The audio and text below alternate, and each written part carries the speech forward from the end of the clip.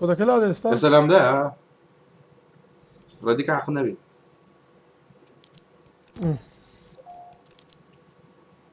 الفورنايتي بخوي عايز اخبط كيبورد ماوس جيم كان بس اشتملت ملا ها امن نازا مثلا الكيبورد ماس يوم بس رينبو او جاميدك كم نايتيا او جاميدك ببجي ناكري زور زوق قص قرنا الزور ادي كوخر كذا كان هذا او ليرها دي كاكا التمرين الزور كورد زيمي وتسيوا ورد زيمي زور قرا ودبا مصري دستخواري انفرلوك مداقرت يا يا انفرلوك لسه تيجي سايكل انفرلوك كم اوفن يا اه وفيك ادي ها مش هرسج كم اوف كيبورد سيرسي ماوس نازا مش انفرلوك انفرت اي ايربورد كيبورد كنترول هموي اوفكا انفيرتا كان بعيد انفيرت نبي ورا دي وريرا هذا كم لا خوا هذا خوا زيادة كم بوي جامد كم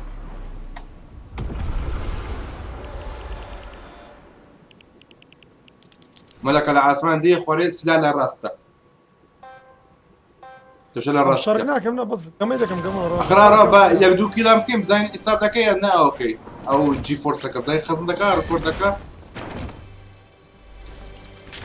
بدي باخذ لا باخذ نا انا باخذ لا اوتوماتيك دكا عادة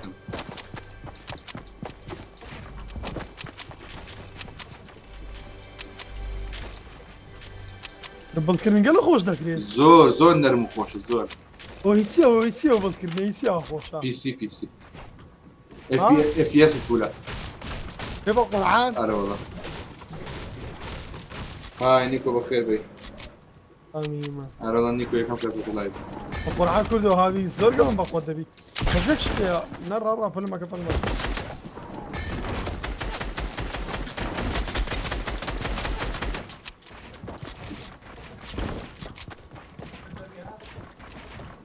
اسم جولين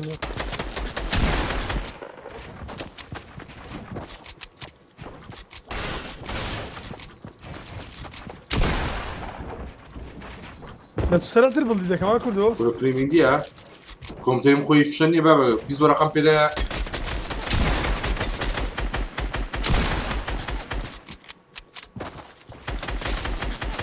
وبس دي اقصد كرت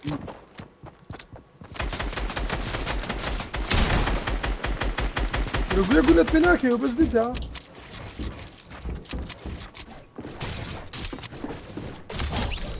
را كيف انا خزني كرت هي هذا سري هذا صحيح هيز نات راوند ياك مسلا انا ياك دقيقة او ستينجا كم ستينجا كم سايكل اخوت سايكل ياخذ خوار راسه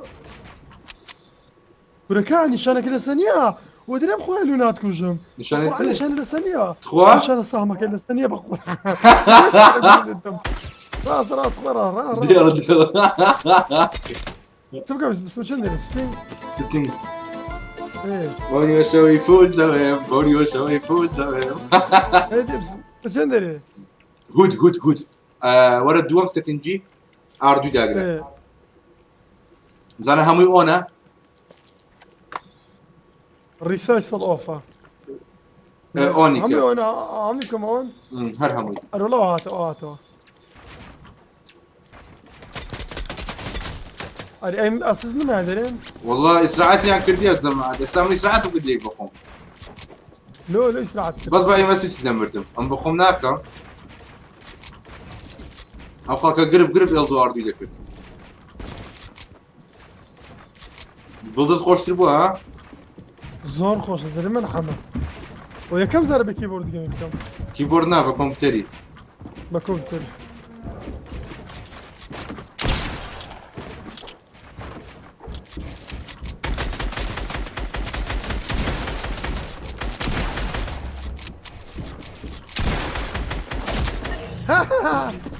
كردو ما كرسي رويدا كازا بخير بي بو نوتيفيكيشن هات لبرو لايف مداخل سو كرمو حياتهم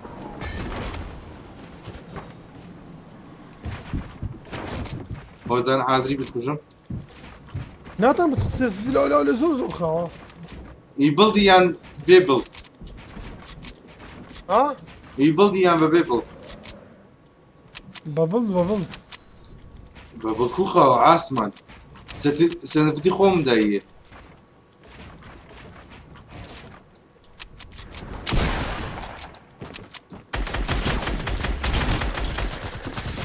أنا أخوري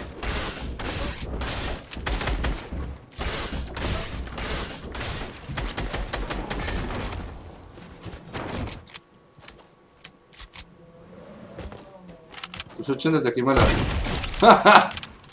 وات شو كندك يا ملا يا من برك تون لازم قرصة تون كون يا كم زر أفا يا ملا يا كم زر تبو خير والدي واي مسيس كاي مسيس اي مسيس ما كتزك معك كتزك كراوي كم اي مسيس زيك بخوي غرتي اي مسيس كا اي مسيس كا زنا وفا اي قربات مسيس النيكو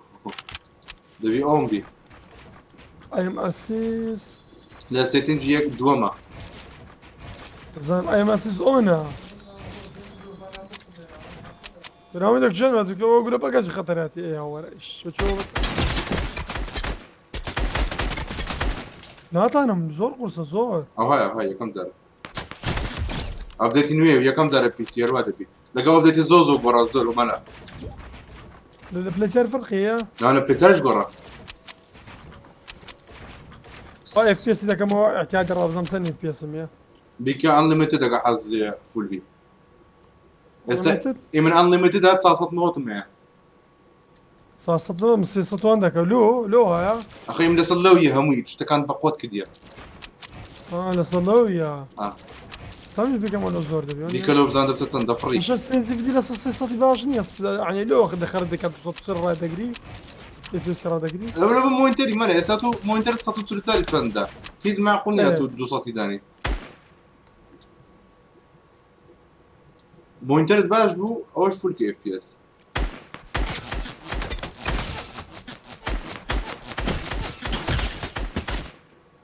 كردو اين بوت لقى تقم لك انا دوارد كيف باش بو اصلا والله بخير يدور نازم كمان لا وش من نازاني ها مالا هذول يكون تاني تبكي ده تاني همود وحافظ زار ناي فوت جوري وش بيت زاري نيا يبيكي كيف جوري دو حافظ زار لو خونا ود جوري بس تو زان فيديو ازي بيك وايتي هو زان فيديو ازا زين برتي لبرويك بون من هيك كده ديك شو دكوشنا وقمي دي سيتشنا وكتك اشتاق ورانا في ابو عالم هم لو فورنايت فيرو اشتاق ورانا بون شانش لا تنبضي بالسريع كم كاركت سيوا او كاركي وين قمنا كده لفاش بديتي راه لنا زانا مالا لا تساوي بلاي تساري زوزو فرق كده اتوا هاي جراوندي برنادي لهم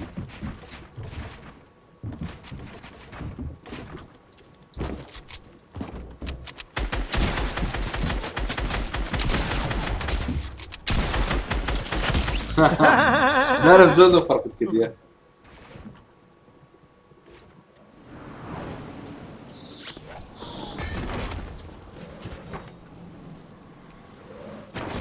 صعاد يا صديق درنقة ها يا زا دكيه ولا يبي لا عظيم يكون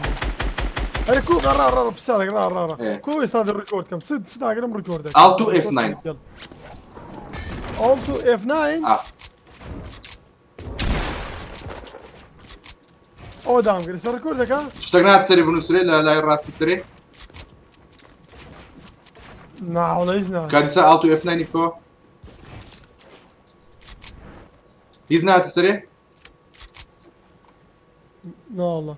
ورد ديسكوردي ورد ديسكوردي دي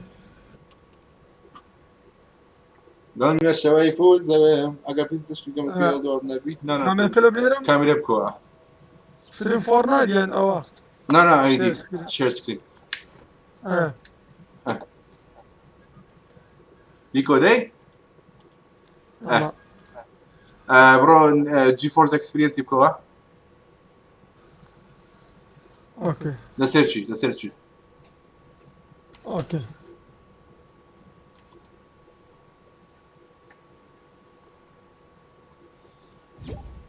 داي برو سيرش عاسل سكن فورتنايتي كل يوم درسهم ديرا التو تاب بس ما شو ندري بروسيس نفسي دور على سيرش بنسا جي فورس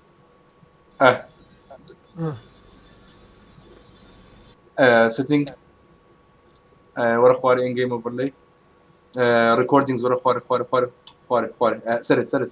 سري او so recording to change this setting recording حاليا كا التو اف 9 داغرا ها التو اف 9 بيكو لسيك بيكو داقرم بيكو يعني هردو بيك زاري نابي التي داغرا Alt التو اف 9 او دانجر يزنبو كاباتش داغرا اف 9 اف 9 اف بينز اف 9 سري كيبوردي اف نو ده يعني اف نو انا اه والله اف نو ده نقدر اف بينز ده نقدر the dagger the alto f9 او دانجر do you want to turn this capture and start recording yes طبعا start recording alto f9 dagger انت خلاص منها فورنايت مش فاهم دي ورا اوستق سيزيفتي كان لازم خاو تسايك زياده كله فوت سريع ده سوري وقامك خاو لازم مثلا والله بوني وشوي فوت زوين بوني وشوي فوت زوين رابا بتكش مرا صوت ريكورد بيونيا الصوت ده ريكورد كامل كوجا كورا لا تسرت اليوم ده زناو اي مي مباشا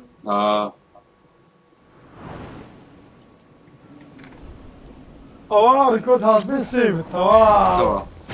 دقيقة بس من هاي ودي الجي فور ساكو فورا ديك ساكامو فورا نادم ساكامو فورتنايت كاكر نويني انا ها نعم بس بالتو تابي ورد لنا سكام بالتو تابي لنا ورد لي بأولد جرمانيا الت لقيت تابي ديما دري بس لا دري او جاردين برا مكان كيف تدري ايه برنامج كان كورد سريع كان ازور الديسكتوبي ثلاثة ديسكورد مامن ايه ديسكورد ديسكتوب عن شيء اوي بابا نامي سبقا مستا هاي تدري هاي ثلاثة ديسكورد ما تسيبهم من فورنايت ديسكوردنا برو جي فورس اكسبيرينس بزعلنا كمان فولدر يخزنا واحد مثلا ما كم داقر بزعلنا كمان فولدر يخزنا برو فولدر يكون كم بزعلنا فيديو كيلا كمان فولدر يخزن كديا لا بس مثلا جي فور داقر يعني على اساس جي فورسي بس مش درسه بس جي فور داقر شو تندري خلاص تكفل مو ديسكوردي سيتنج حياتم جنرال برو سيتنج جي خواري ريكوردينجز ستوب ريكوردينج باك يداغر باك اوه دوني داغر دون او انا استدري حاليا ريكورد دكي اوبن فايل لوكيشن خواري او فولدر كي داير خزن بوكازان صوت شتيا كابكو نايس فولدر this PC videos Fortnite ليش هي فولدر كا او فولدر ليش هي كاباتش داغر باك قباد باك باتشينيا كاكا ورا خواري ها لا تسب ورا خواري فيديو داغر فيديوز داغر فورتنايت لا فيديو لا فورتنايت يعني كابيكو بزانا دقيقة هذا دنجنا باص زين دنجي نيا دنج دقيقة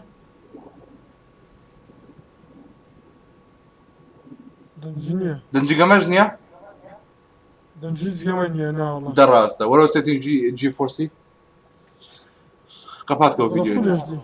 فول اتش دي سيتنج داغرا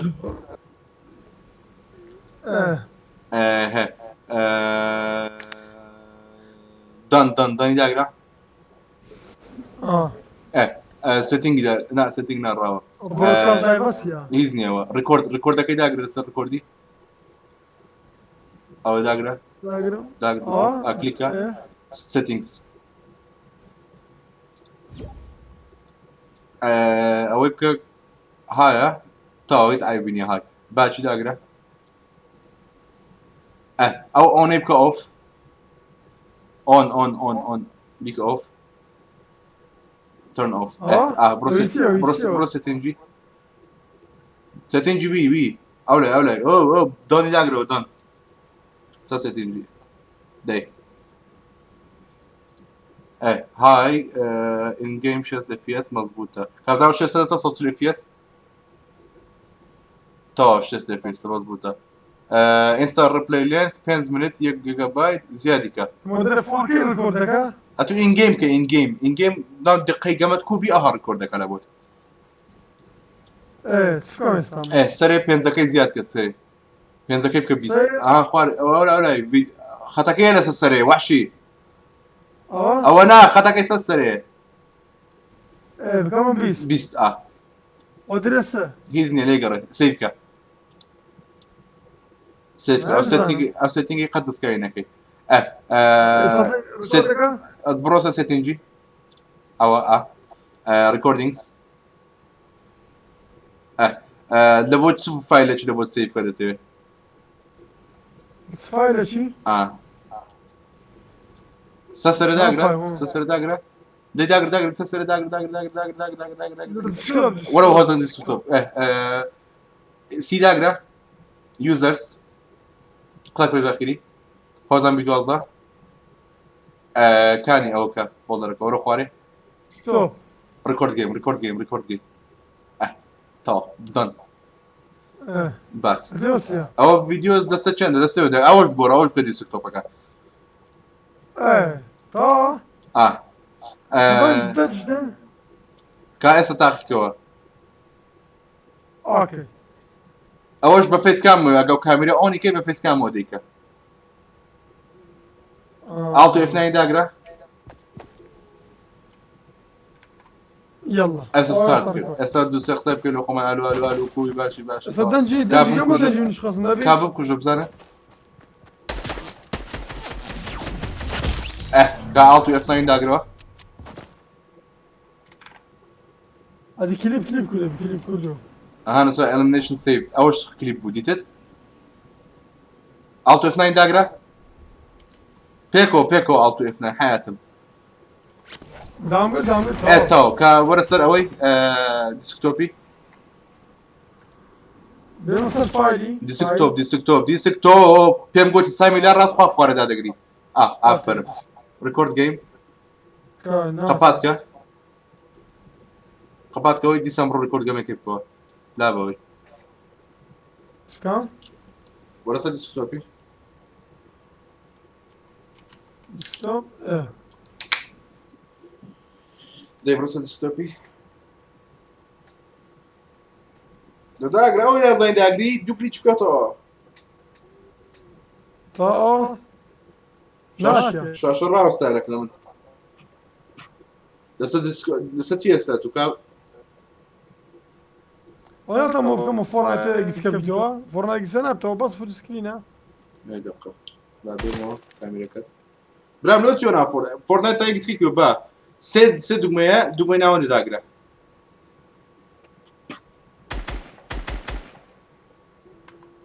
كا ديسكوردي قابات كوبكو اوكو يعني ورثة ديسكوردي ليف كولكا وروا ده ورثة ديسكوردي رحمة بابت فورنايت كو قبوب كامياتا من لو ما وصل كامياتا ايه ستارت داغرا ايه از بكي بماسي بروسري سي دوغميا لسري ناون داغرا ايه ورد سا كاميرتكو شاشيكو شاشيكو ايه كافروسر ديسكتوب عزيزم ريكورد جيمينكو اولو هيزنيا كرايت كليك رايت كليك بروناو فولدر كي بلاد في تيرا وضع تيرا اوه كله تدي الله اوكو اوكو اسمع الكود ناكل والله كله صوت والله يزنق كذا سيتنج يو يلاقرا برنامج اذا لو انا صوتك ها ها مايك كان فرق دكا زانا صوتك نستو مايك تشديكا بروسر او فيديو او سيتنج يلاقرا سيتنج شاستنج داقر هذا الراس بالمني لا راس بالمني دست راس او يلاقرا ريبيت بلاي اوف اوتو بلاي الراء كاك الراء زوم تو فول كاست تو ديفايس او هيت قفات كو فيديو كا رايت كليك يسب كلا فيديو اوكي اوبن ويز سريع ويندوز ميديا بلاير قبل صوتي هيرا بيكو ولا خواري recommended settings داقرا فينيش ذا صوتي هي صوتي هي نعم رئيس دبي ديسكورد نبي استنى ستريمر سجل ديسكورد هنا اخذ ديسكورد كاي زنقني عاصمه بدي كوم من فورتنايت دبي دنقم بكو دنقنا كا ورا اوي ورا سيتنج اوي سن اوي نايس يا اوي لو يقرا ورا بنبني شاشه نيكي ميناج كل كوبرات لو منك خوا لا ده لا مو قوري مو مخوش ورا خوار ذي خوار شاشه لا راس خواتم خلص كم خوار كاك لو يقرا ورا خوار ها سمعك يا سماعه لا راس بيقول بكيت تار كيدو كل ده بندستبو تار كيدو بنوي كل بنوي وحشي داقر دي فولكا وي ورا خينا كيف فولكا وحشي ورا زي خود ورا خواري كل او خينا فولكا دي وخينا فولكا كابروسا فيديو كو مش كم سؤال فيديو كو مش كم طبعا مش كنت سي ام قرج شو كذا قرد برودي سكتوبي برودي سكتوبي فيديو كاتكو زان صوتي الخزن بوا فيديوس كل هاللي بالنسبه فيديوس فورتنايت زان صوتي لا بس ده رايت كليك كل سر اوبن ويز كره اوبن ويز خوار دي ويندوز ميديا بلاير هي علنية هيت عقدن لا دنج من لا دنج قبل رجلي ولو كذا او صوتي داقر لسر بس او صوتي داقره خوار ده راس الشاشه رايت كليك السبكه رايت كليك صوته اوبن ساوند سيتنجز السري سبيكر كيدو داقر تعقنا بلوي ماستر فوليوم مظبوطه ورا خواركه ورا او يبقورا انبوت يبقورا بيكا هي الميكروفون تار كيدو خواري تيس ميكروفوني كبزانا قسيبك كبزان خينك قور دبي الو تسشان اخواني مظبوطه تو تقفات كوي الو يلا برميش من البرد حيوان فوي بقونا دقيقة باتكا لا قرا لو كليبي قرا اقعد سنه بو يعني ايش ديسكورد يا دواك تسايدك ان باش مشكلة ان شاء الله ديت تسايدك الو اي ديسكورد راس كله ديسكتوب هو ده زلي برا صاحبتي ديسكورد بس كيميكو ديسكتوب كم كو هذا خينا كم كو زار اللي فك هو ولا قد جلويني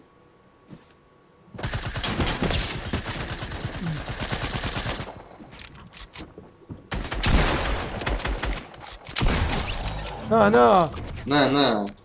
عامر بخير بي سبب بخير بي بقول نجمع هلا تكنيك شيء ولا قال ملاك برق له كوماندا ما قالي ما كنت زور سيرة زور قرصة.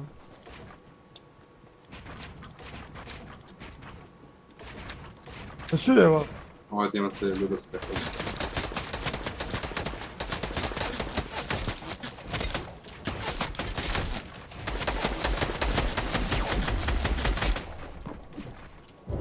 وان شوت كده ما تلاقيشني ها هالو بيعطي متى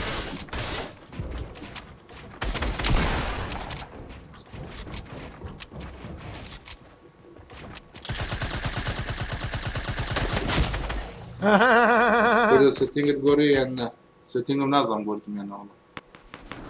كده كان كيف كده يعمل مشكلة بس خرد الدكامو بس ديتا دركات اللاعب السيزون هنا انا لاعب السيزون كان بابا. ده خلي عايز سيزون بي اس دي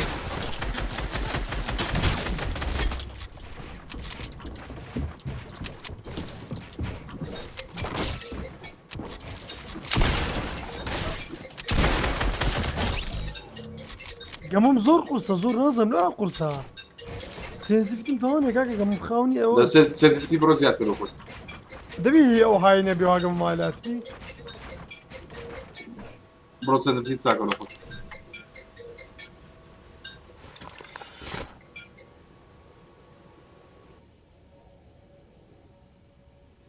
شصدف في اسمه بس جرافيك زواني قام كيف راك دعوة كردو.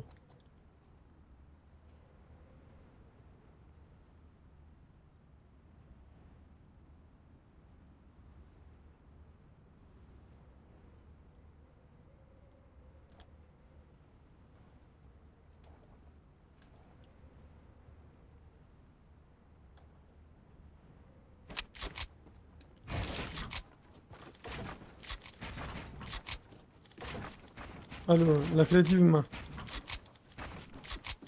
ها ورقم زور سرعة ما هو زاني.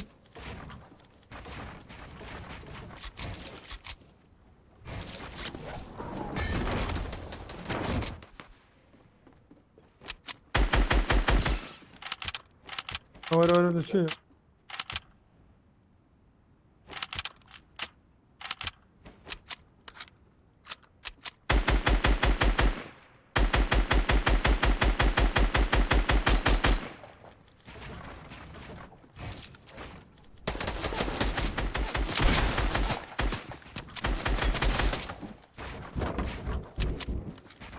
shotgun appena che nessuno che con il playground.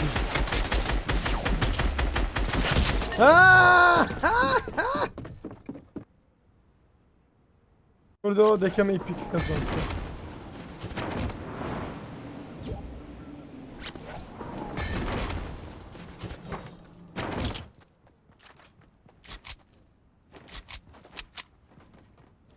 Guarda عزمني الروم اشوف في كم وطن روم لو داني استاق الروم كده داعي الروم كده.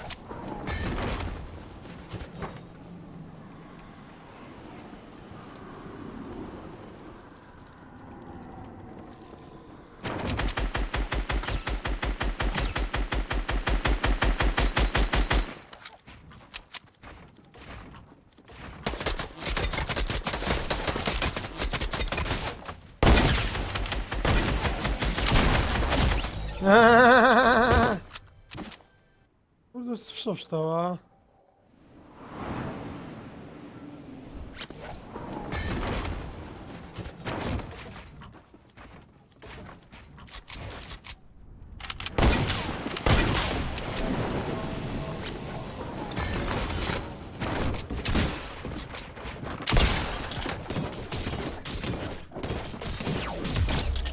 Aha.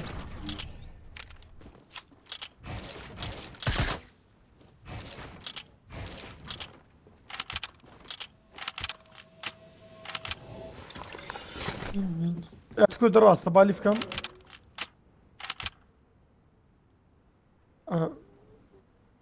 في كريتيف كا بس وانت كاكا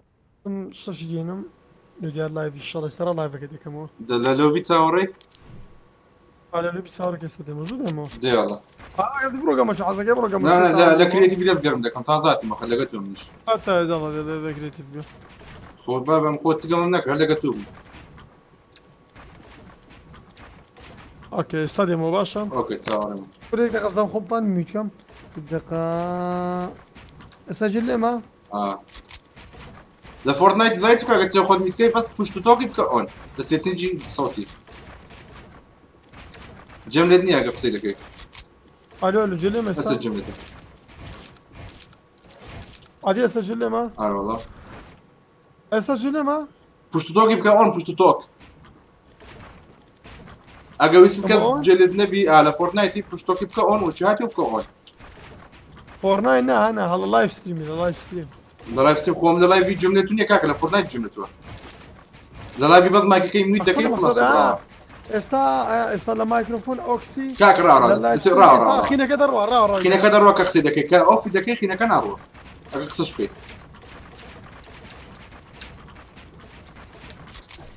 جملتون يا جملة. Kazakhstan da gelin ya. Hatası da şmenim kısadakım ya düse. الجملة دنيا. Eta lemneksi streamlabs او كخوم يتكلمون ايش قطع عدد زور ساكا. ستريملابس بيقني يعني قطع عدد يعني. زور ساكا. داكم صافا كردو يزلاقوا ما خيس زور سكسية.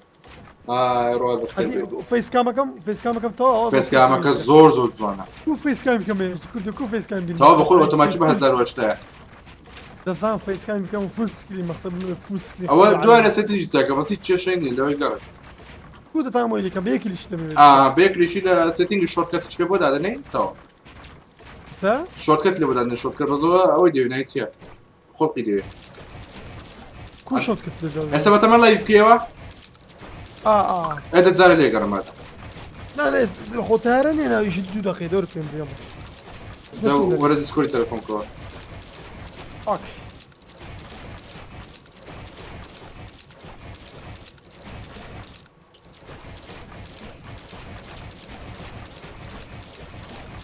بس بتشدري. ايه ده كمالا. دي بين ايرا كردونيا. راو مالا راو روح حكي من راو روح حكي. كردو جملة فيس كام مش دستنا ولا فيس كام برك غيم دي دستك مش دم ولا اي اف اس يا لك ناخذها اف بي اس عادي هزار شاك باش 4K ولا 4K ويا نانا 4K في الميديا ولا بي ها فيس كام 4K في الميديا ولا بس بلاكن ب $2 زيادة بيها مقصدنا على 4K كان 4K بري ابد او شتيني ايه استاذ تويتسبكي استخدمه او زعما معه اسات اوليدي رايد بي رايد باك فول سكرين شاشي فيس كام جو اوكي ورا او داغرا اي تو كوي كده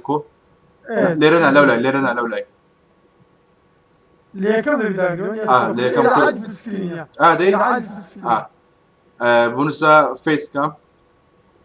ناو كيف بقرا رنيم بك فيس كام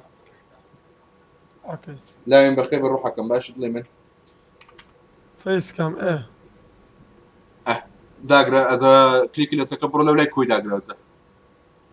صح لو لا يكوي كي داغرا ايدي دادي براوزر ايمج سلايد شو ديسبلاي كابتشر جيم كابتشر اوديو انبوت ويندو كابتشر فيديو كابتشر ديفايس تانيشتي سري كليك دبل كليك اوكي داغرا اد سورس جوريكا تو فول سكرين بس هزارو لازم جرافيك زوزواني هنا زور راقيش اصلا والله اما تبشطك كم درزيك السكسيه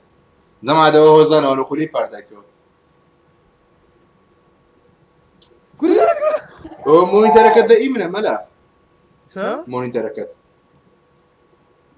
كوزانين كارتونا كم ديت كارتونا كي دوسو بسنت كريدو بتصوف 6 يوار زين يعني بتصوف 6 بيت طار بوندي تا کردو بڕۆین کورد عەزمەڵای پەبجی و پەبجی لە پەبجی گەڕێ لەخوای پەبجی کەس زەوینە نوێ مهاکەرە لۆ ئەوەندەی جون و ئەوەندەی لیف دەکرێت ئەوەندە کەمە ناکرێت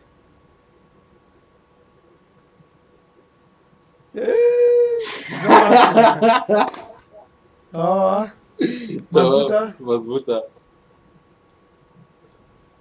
ئەیخوان داگرێسە فێس ئێرە فوسکرین ئەوە کردو ئەزتانی بیگۆر فێسکامەکەی بەسە سەری حەز دەکەی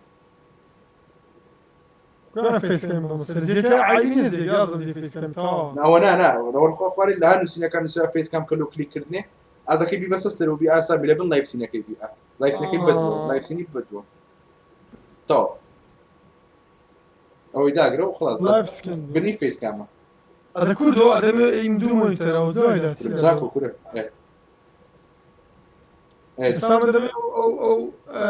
فێسکامەی ئەو سلابسەی لە کات لایف دیار نەبین تامی مەمۆلەوەیە ئەوسە لەو لای دیارژن ناو کاتی لایفش دیار نابی ئێستا باز ئێرە تامی دیتکەم ئەو دەستکارکەم لە خولێ دەستکاری دەکەی ئافرم یەک دەستکارە چۆن لە لایف پیشان نەدرێ لە لایڤی بەرنامەکە پیشان نادرێت بەڵام دەستکاریەکە لایڤ دەگۆڕدرێت دەستکارەکە پیشان نادرێ یعنی کو دەستکاری دەکەی پیشان نادە هیچ پیشان نادە بەس ئەوەندەیە یەکسەر ئۆتۆماتیک دەیگۆڕ لێرە یعنی ئەوی پیشان دەدا لە سەڵاوی لە مۆنیتەر یەکەمە ئافرە زۆر باشە ئەوە ڕسما ناجرێ ئەوە ڕسمە ناجرێ کڕیت بەسەند کرێ بە 12 دلارکەوەیە چێ فیس کامی جولاو یعنی ئەوە چار دەورەکە چار بەلاشم کڕی فرێ جوڵاوی زۆر کا جوڵەوە بەلاشە کورد ئێستاە ئێستا بەلاش نمێنە بە 12 دلار ئێستا بوویتە فری نامە فری نییە بەس جولاوەکان بە پارەنا بەس نازانم بە چەندی حالیە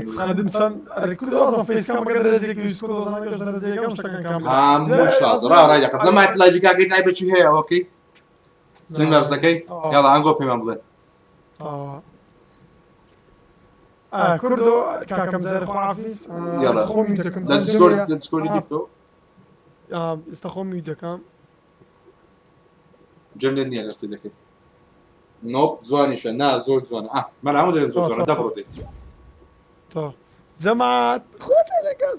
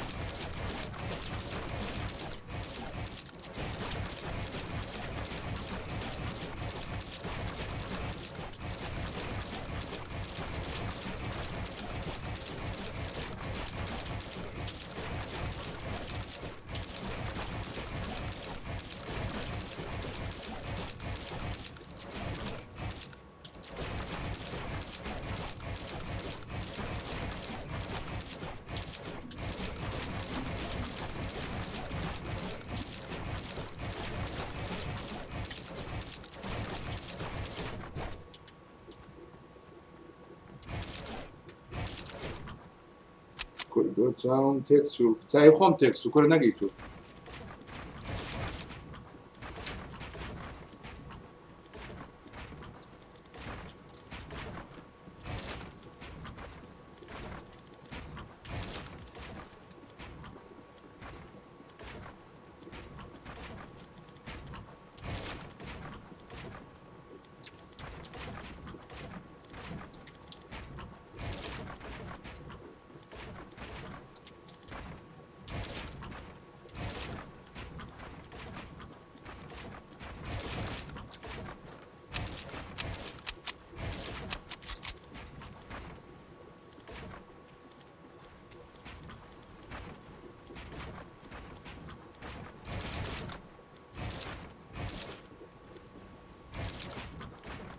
هانزە مادەمەی فێرە شتە بوو لەو شە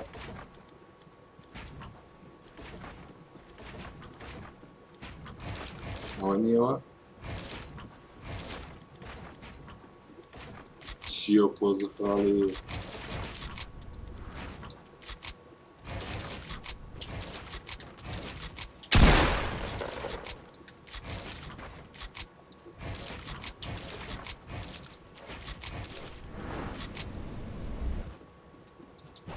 مادیکو هەندرێ نەوەشتە شێ هەندرێتە بشاکە برێوە تو بڵدە دەیەکە چی گرتێ باشە ئەها ئەوە دیتێەوە ئەوە لێت پێ هاتە بشاک ئای ڕاوە هاتە بشاک ئیدی دەکەی لێ دیتێ ئای ئەوە ناکە what the fuck ئەوە تەنە ئەها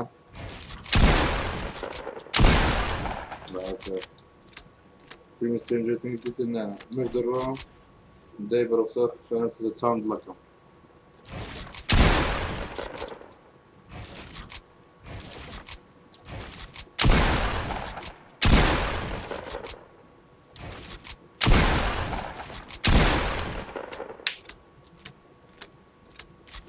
ده مش خفيف، أنا خوفك أزومي هنا، ولا نجنا في اللي يبرك.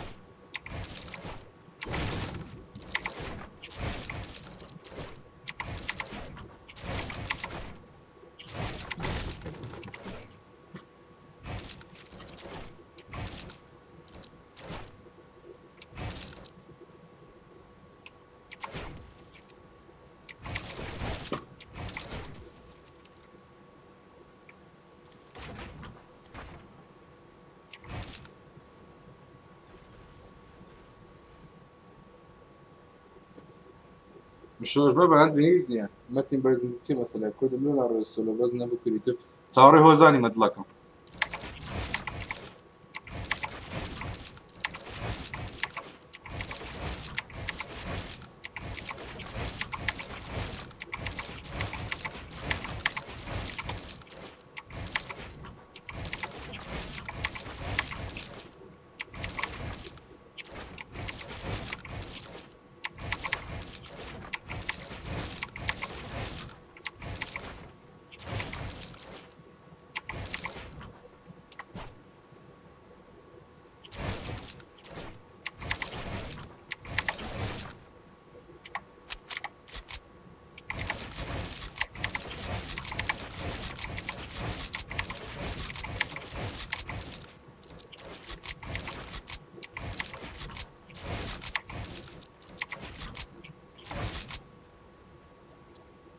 شاده فروش ناتوي ما شو سيتنج نون سريع سريع اني كاكا سيتنج وسبر زو سبر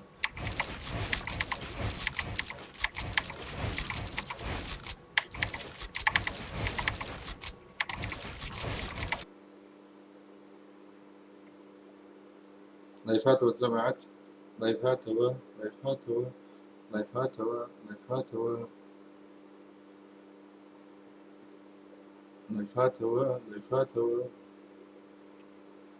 لايفات هو لايفات هو فين بضعنا جراهات هو